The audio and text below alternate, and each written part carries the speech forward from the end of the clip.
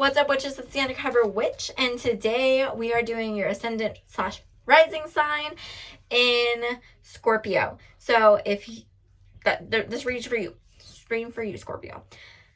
This whole reading is going to be about how people view you, what kind of energy you're putting out, and how people are interpreting that energy, how the universe is interpreting that energy, and how it's coming back out towards you, how it's coming back out at you.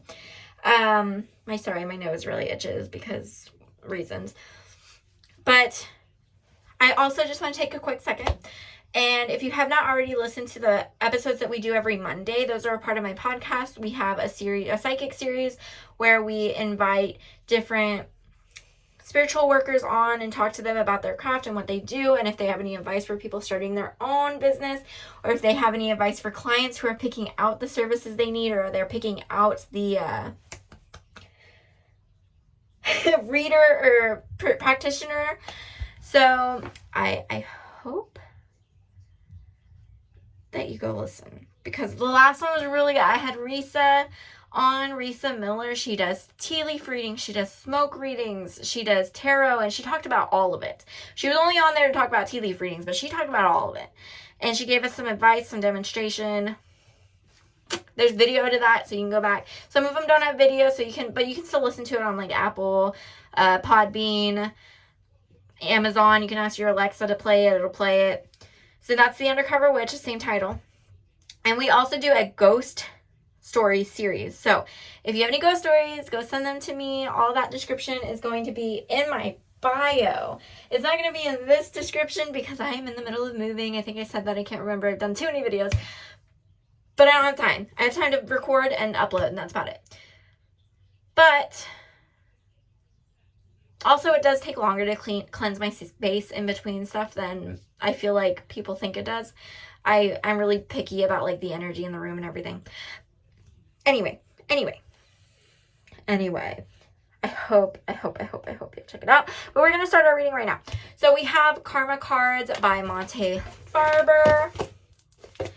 And the way these work is there's 3 sections. There's planets, there's signs, and there's houses. And if you don't feel comfortable like trusting your intuition and reading cards yet, I recommend getting them. They make a little sentence when you read them together, and there's 2 sides to them. There's like an internal side and then like an external side.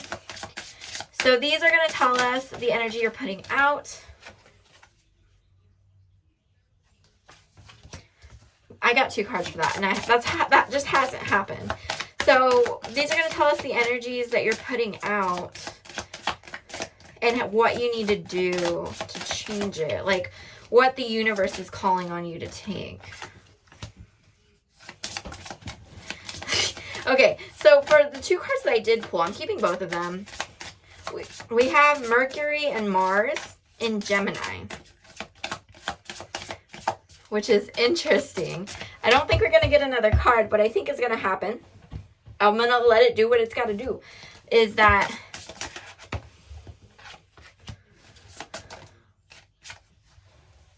two cards? This is going to move. Watch. I'm going to read this. This is the external affecting. You're affecting. The awareness of information to explain balance. Many thoughts about or from communication about cooperation. Many words resulting from the fluctuations of your partners. And I'm going to move it down, and we're going to read this again because I just want to see how this is affecting you. This is in Gemini, so there's a back and forth going. We also have Mercury, which is about communication, which is also a back and forth. We have the 7th house, all in this first row, that is also about communications, connections, and partnerships. It's how you affect the world and how those relationships come together and how people view you. Specifically, how people view you and how that affects what you're creating in the world.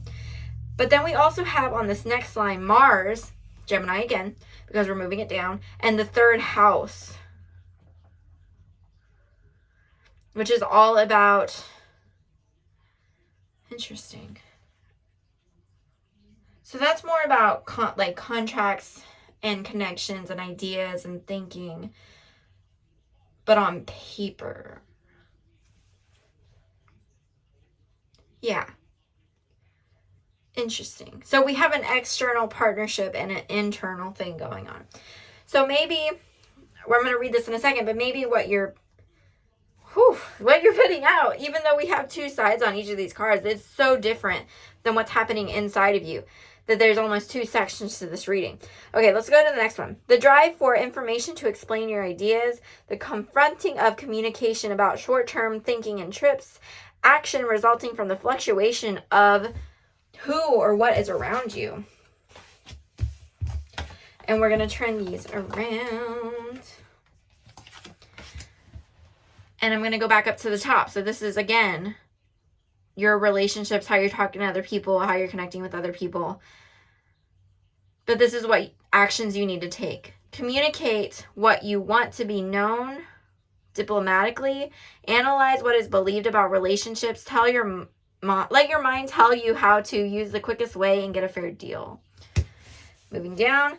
Energize what you want to be known by making the right connections. Confront what is believed about the idea in question. Force yourself to use the quickest way and get your ideas going. So, okay, I see what's happening. You're in a situation where there's another person, or maybe your group, or maybe your work team. This really sounds work-related or group-related. I don't know, maybe you're dealing with like a whole family situation, but the whole family's involved. Everybody's taking sides. Your friends are taking sides. Everybody's moving in their own direction, and you're trying to figure out what on earth do you need to do. A lot of this I do feel like is work, if you have a work thing going on, but you need to talk to the people around you, and there's two ways that you can handle this. That's what I'm getting is there's two ways you can handle this. One way is you can communicate, but right now I think what you're doing is communicating one thing to one side and communicating another thing to another side, and being the in-between person that you don't really know how to connect those people together and make it seamless. But there's also another side of you where you feel like you're in the middle of everything, and you're just like, okay, you know what? You want to know what I think? This is what I think. This is what we need to do. So there's two ways you can do it. You can be sneaky. You can be a sneaky diplomat, a sneaky moderator, or you can just get it all out in front of everybody and just tell them to deal with it. It just really depends on how it's affecting you. And you can do those all in one scoop. You don't have to be sneaky about it. You can have integrity as you do this. I'm going to pull, we still have time. I'm going to pull some tarot. Just want to make sure I have all these in the right spot, because they're a pain in the butt to get out of the wrong spot. We have time for some tarot.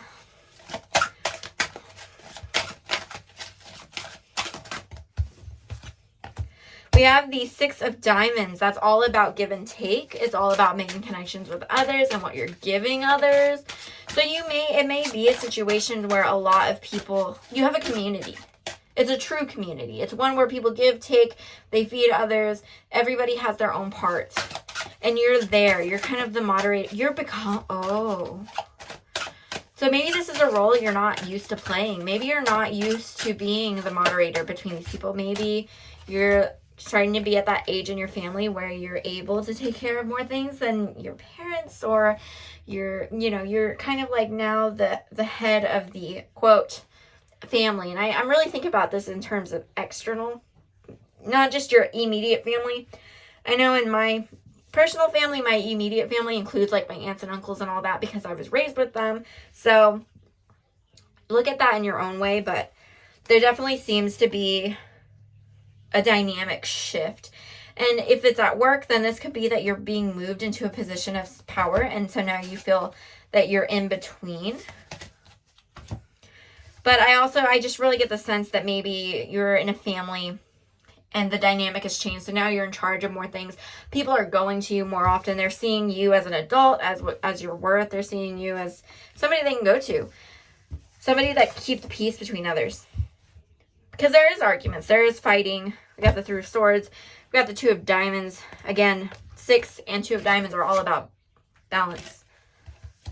And almost in the same way, except the 2 of Diamonds is like, I'm trying to balance this for myself because I can't keep everything. The 6 is, I'm not just balancing for myself, I'm now balancing for others. 8 of Wands is the burden that you're carrying. 4 spades, 10 spades. So we're also dealing with a release in 2 ways. You want to release these burdens that you're feeling.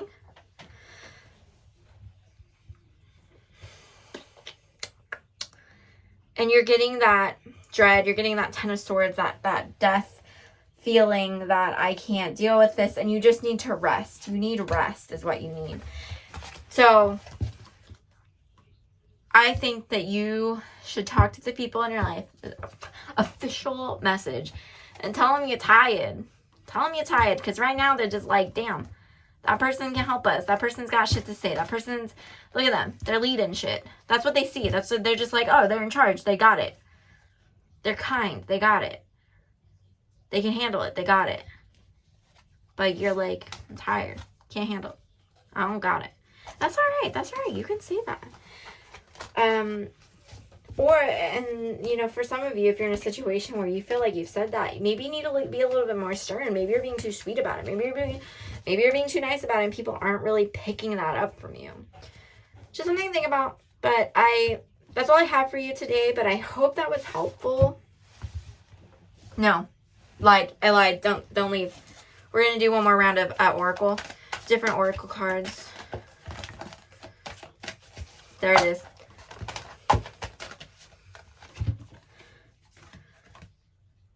Second chakra, Archangel Ariel. Second chakra is your sacral.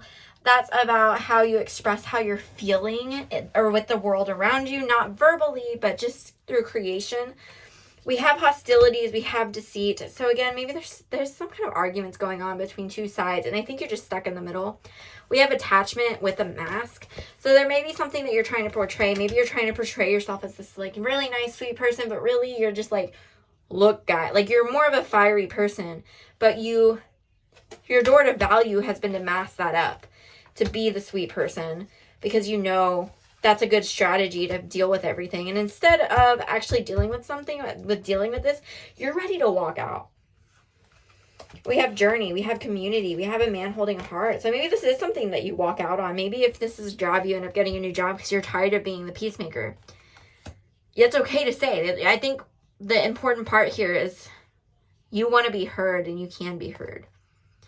But I think in this journey, you leaving this other place, you're going to find your people, your community, the people that do care about you, the people that understand you, the people that you can be yourself around. I'm glad I didn't stop recording because I was like, I don't think there's any messages over there. I'm like, yeah, there is. It's there. Okay. That is all for you, Scorpio. I hope that was helpful. Again, please go send in any stories, any ghost stories, any paranormal stories, any super spiritual, anything. Send it in my about sections, thewitchundercover@gmail.com. You can email that. And go follow my TikTok. I do readings on there. I do video replies. So if you comment like, I want a reading about love, I got you. Private readings are paid for, but you know, whatever. So have a great weekend. Don't forget to like, subscribe, comment.